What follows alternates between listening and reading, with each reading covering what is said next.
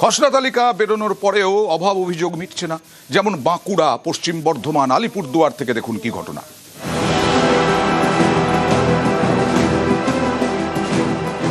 বাঁকুড়া পুরো এলাকার বাসিন্দা জগবন্ধু দে ৭০ নম্বর বুথের বিএলও। তার দাদা রাজুদের নাম উঠেছে খসড়া ভোটার তালিকায়, কিন্তু তালিকায় ছবি এক মহিলার।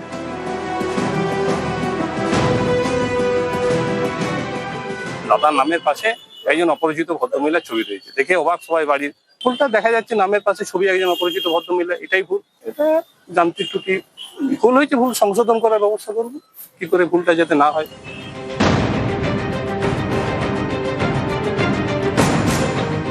পশ্চিম বর্ধমানের দুর্গাপুর পুরসভার ৭০ নম্বর বুথ নতুন পল্লী এলাকা। এখানে 10 জনের নাম খসড়া ভোটার লিস্ট থেকে বাদ। তাদের দাবি, এসআইআর ফর্ম ঠিকমতো জমা দেওয়ার পরেও খসড়া তালিকায় নাম আসেনি। নাম বাদের কারণ হিসেবে লেখা রয়েছে খুঁজে পাওয়া যায়নি অথবা অনুপস্থিত। ৮২ থেকে আসে। ফর্ম ফিল আপ করেছিলেন? হ্যাঁ, ফর্ম ফিল আপ করে নিজে হাতে আমি আমার মায়ের এবং আমার ওয়াইফেরটা জমা করেছি। 2002 সালের আমি ভোট দিচ্ছি। আর চিন্তা তো অবশ্যই আছে, এবং এটা তো একদম দায়িত্ব জ্ঞান হওয়ার মতন কাজ করেছেন। অনেকটাই দুশ্চিন্তিত ব্যাপার, আমার বাবাও টেনশন করছে। বলছি ফর্ম সবকিছু ডকুমেন্টস দিয়ে ফিল আপ করে যে বিএলও তাকে দেওয়া হয়েছে? হ্যাঁ, সবই দেওয়া হয়েছিল। এখন দেখতে পাচ্ছেন যে আপনার নাম, এখন কি করবেন ভাবছেন? কি করব আমি কি করে জানি, সেটাও তো কেউ কাউকে কিছু বলেনি।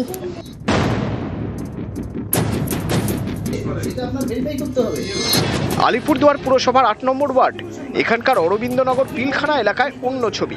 মঙ্গলবার কমিশনের প্রকাশিত খসড়া তালিকায় বাদের খাতায় নতুন ভোটার রুমকি সরকার। নাম বাদের কারণ হিসেবে লেখা তাকে খুঁজে পাওয়া যায়নি অথবা অনুপস্থিত। অভিযোগ, রুমকি সরকারকে এসআইআর ফর্মটাই দেননি বিএলও। আমি তো ভেবেছিলাম যে প্রথম ভোট দিব, মানে ফর্মটা দিতে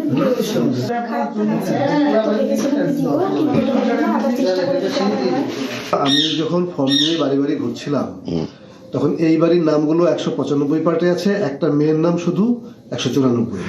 তাই আমি খুঁজে পাইনি, মার্ক করতে পারিনি। তা এখন খুঁজে পাওয়া গেল, তা এখন ওটার ব্যবস্থা করি। খসড়া তালিকা প্রকাশের পরে রুমকি সরকারের এসআইআর ফর্ম ফিল আপ করেন বিএলও। তার দাবি, এই ফর্মটি তিনি নির্বাচন কমিশনে জমা দেবেন, নাম তোলার আবেদন জানাবেন। নিউজ 18 বাংলা। সল্টলেকের সোনা ব্যবসায়ী খুনে অভিযুক্ত রাজগঞ্জের বিডিও প্রশান্ত বর্মন বারাসাতের কোর্টে থেকে আগাম জামিন নিলেন। আগাম জামিনে প্রশ্ন হাইকোর্টের, আগাম জামিন কেন? বিচারকের সিদ্ধান্ত নিয়ে, নির্দেশ নিয়ে প্রশ্ন তুললেন বিচারপতি তীর্থঙ্কর ঘোষ। বিস্ময় প্রকাশ করলেন, কেন কেস ডায়েরি দেখতে চাইলেন না বিচারক? বিস্ময় প্রকাশ করলেন, কেন আগাম জামিন বাতিল হবে না? জবাব তলব, 20 ডিসেম্বরের মধ্যে প্রশান্ত বর্মনকে উত্তর দিতে নির্দেশ।